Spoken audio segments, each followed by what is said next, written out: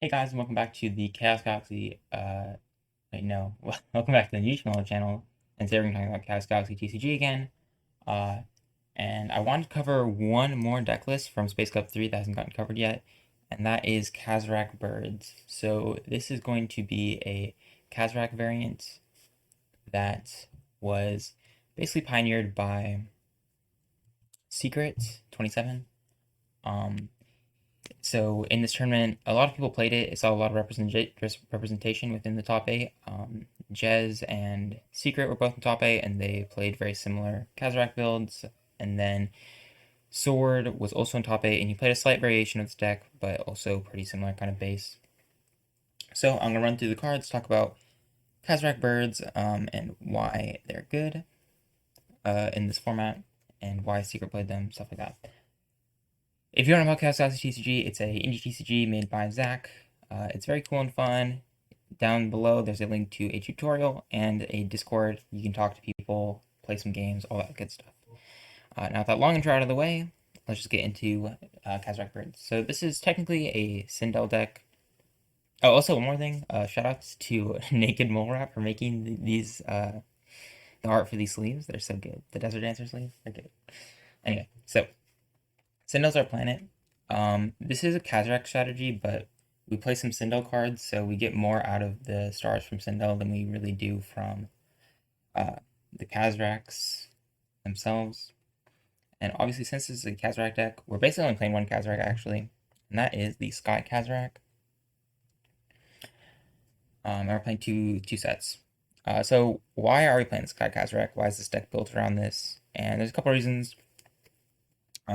470 power, good enough to attack over every single Polysium card.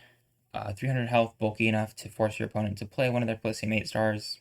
And of course, the ability allows it to kill attachments, which means it's able to play around Warpole Jetpack really well.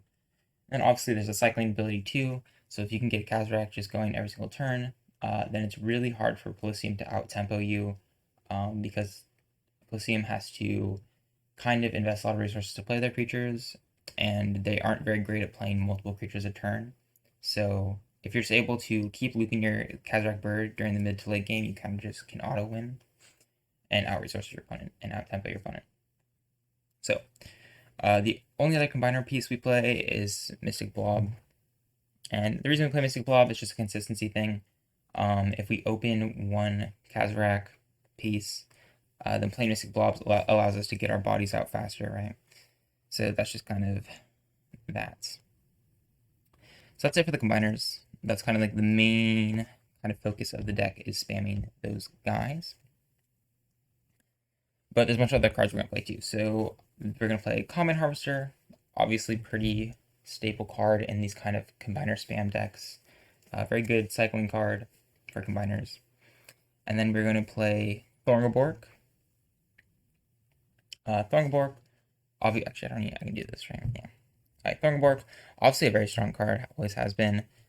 Just a good chump blocker. One issue with this deck is consistency, so having a chump blocker that allows you to mitigate damage in the early game and draw cards so you get closer to your KAZZARAKs is very good. Of course, we have Orbov, the other resident chump blocker in the game.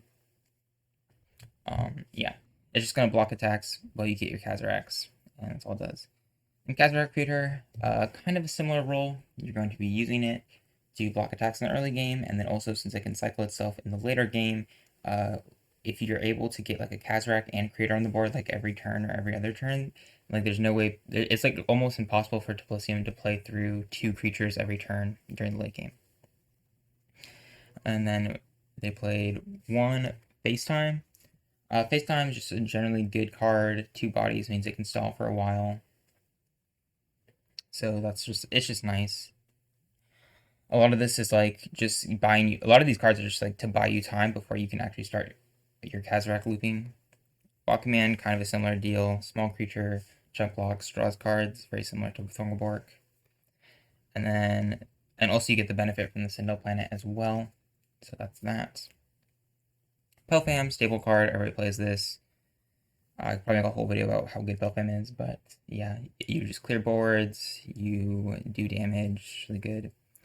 And Cerberus Sandel, I don't actually have this card, so I'm using a proxy, but also a very strong card for pretty obvious reasons. It can tutor out the Walking Man, which is nice, and then also just being able to clear out 2 creatures or swing for 6 is like just good. And the 4/3 health is also incredibly strong, so like this is just a good card.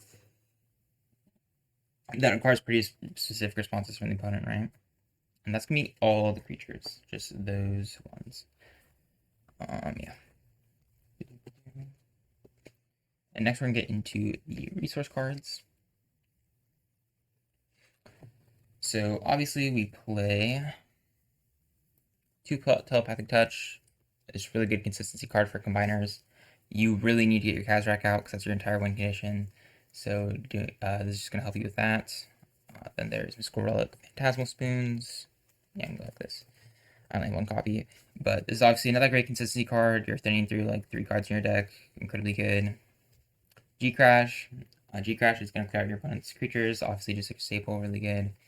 KO. You're playing a lot of jump blockers, so if you're able to use KO in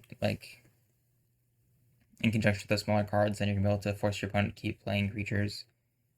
And Telecon's Helm, this is another important looping card for the Sky KAZZARAK. You're basically relying on Sky KAZZARAK's inherent looping ability, and then that gets like amplified by Telecon's Helm and Combine Harvester. And then Phantom Matter, just a good free body, hits like Serpent, is just like insanely good. They have 1 AAA. This is good for hitting like Planetary Fields or Beast of Black Holes or anything that would prevent you from killing your opponent's creature round 2 or like getting points. And then 2 Planetary Field. If your opponent tries to attack over your Sky KAZZARAK, then you're just able to revenge kill it after you play Planetary Field. And Point Turret, obvious staple, you just get a bunch of points off of it whenever it hits, and Beast of Black Hole, pretty common staple. You're just going to board wipe whatever creature actually attacks directly. Yeah, that is all for the main deck.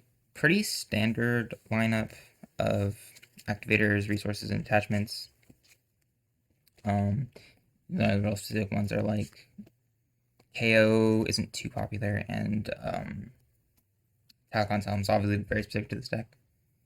And then Secret also played 6 cards in the sideboard, so he played 2 Kaleidoscope Warriors. This is for one specific matchup.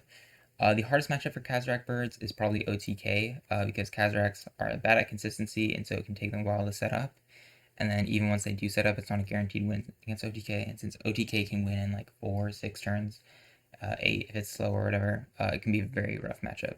So Kaleidoscope Warriors basically is like, if you draw it early and you knock out a Thorngobork, then maybe you snipe one of their OTK pieces from hand, and then that can potentially win. This is useful in other matchups too, like maybe you can snipe Jetpack out of the opponent's hand, or like Blaze out of the opponent's hand versus like Barrow, but I think it's mostly for OTK.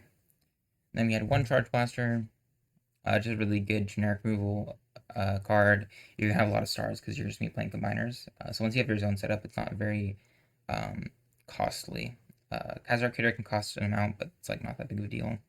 The Wormhole, this is just if your opponent is playing a deck that plays into the late game, you can double Wormhole your Combine Harvesters back, and then you have like 3 more KAZZARAKs basically.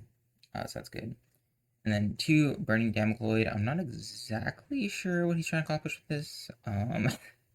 I think maybe this is like if the opponent's trying to play quad Wormhole or something, then you can hit this and prevent them from out-resourcing you. Obviously, this is other things like Cosmic and